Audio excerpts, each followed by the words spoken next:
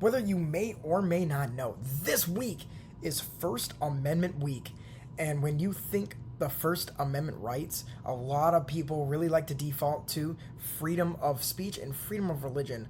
But what actually goes in to the First Amendment rights? Well, of course, it's the two I just named. But it also includes the right to petition, the right of press, to free press, and of course, the right to assemble and or the freedom of assembly.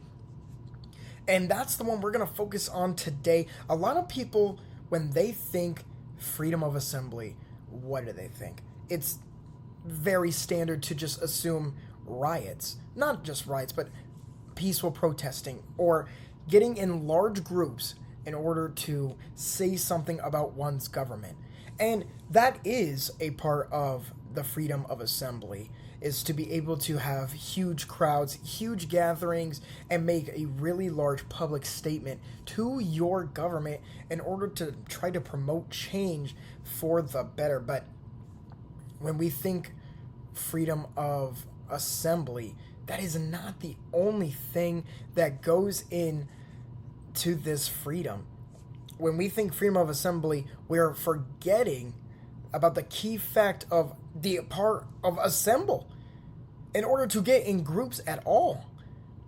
A lot of times when we think freedom of assembly, we think it's large groups, but this is also not always the case. Assembly can also mean small groups. And here I got a couple of videos that really just show, again, what it means to assemble. Sometimes it's really just you and some of your closest friends that really count towards assembly. And a lot of people don't think, well, assembly can't just be you and a couple of buddies. But that's essentially half the battle of freedom of assembly. Is if we didn't have this right, we wouldn't be able to just hang out with people we know, people we like. We wouldn't be able to just choose when and where and how many people to hang out with. If we didn't have freedom of assembly, right? What stops a group of 4 people to join in a room and the government coming in and saying, "Oh, sorry, 4th person has to leave"? Or you have a group of maybe 10 people, right? And then the government says, you're going to need a lot more people in this room or you don't get to have a meeting at all. So freedom of assembly can also work for these types of groups as well. Another big area we always seem to forget when we're talking about the right to assemble are sporting events. And BVU has a lot of sporting events that go on each semester in the fall and the spring. But a lot of my sporting events that I went to outside of just BVU's athletic programs were esports tournaments. And I went to a couple of those here this season. And what I can say is that without this right, without this freedom to be able to assemble as we choose, right, none of these things would ever be possible. I mean, I've talked to the AD, Amy Meyer, a couple of times, and she is always doing her best to bring in people from obviously BVU's campus and student body, but also just people in the area, alumni, anyone who wants to watch.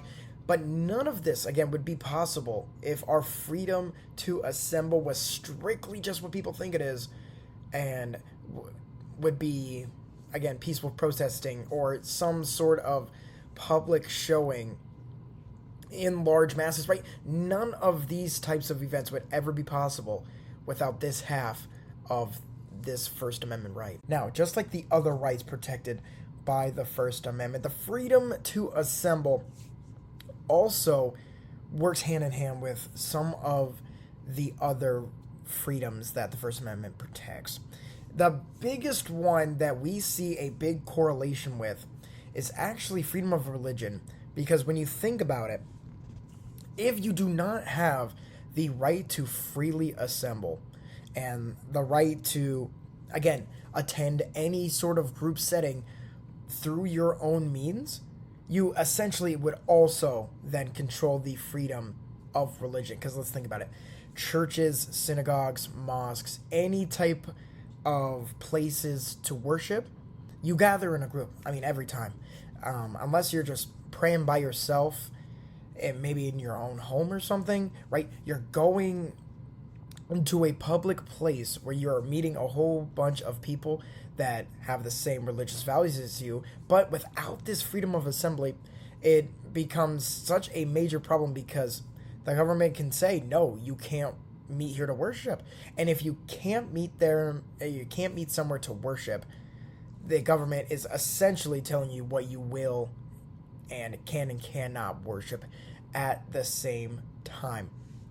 It also, again, freedom of assembly also works with free speech in the way that when you get into a large group, right, what you do, what you say, is that protected by free speech? Again, if you're not even allowed to get in a group, how can you meet with other people who think like-minded of you? Or, again, petition, right? Petition is a little strange, but again, you could think of it as you want change, right? And this large group is, again, petitioning for change, right? You know, usually when you think petition, you think just signing things. But again, it could also mean just the telling to your government that you want change as well. And so the First Amendment, that a lot of them really work together, and the freedom to assemble is, of course, no different to any of the others. The last thing to take away from here is that the freedom of assembly, it is just as important as the other four rights protected by the First Amendment. And although it may not be one that a lot of people know or a lot of people can remember off the top of their heads, right? This is definitely one that you use all the time without even thinking about it. Any extracurriculars, going to class, I mean, going to a sporting event, going to a concert, just meeting up with your friends. I mean, there's so many different ways to use the freedom of assembly, and most of the time people don't even know. But this is what it's all about, right? This is First Amendment Week, and this was a look into the freedom of assembly.